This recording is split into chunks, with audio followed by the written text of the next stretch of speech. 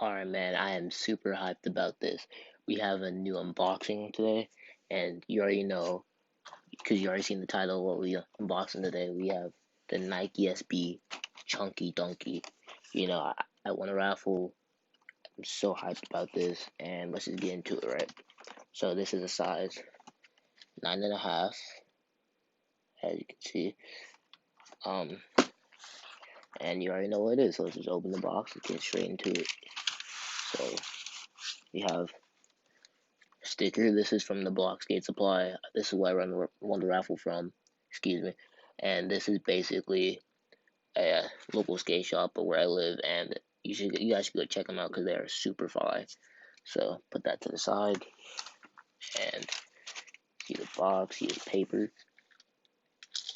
All right, let's get into it.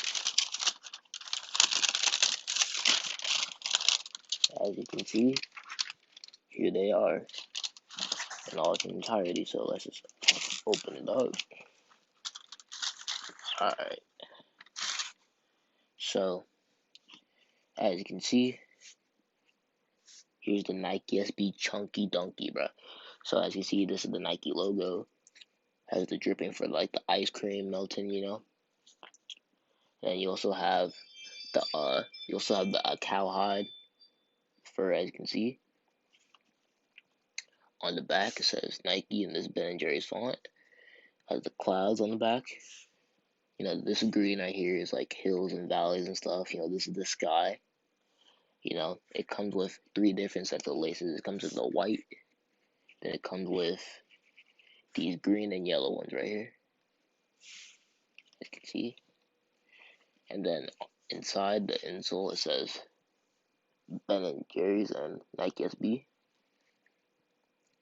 See the tongue says Chunky Dunky, and on the inside of the tongue right here, I don't know if you guys can see it, but it says hold on, if it's not fun, why do it?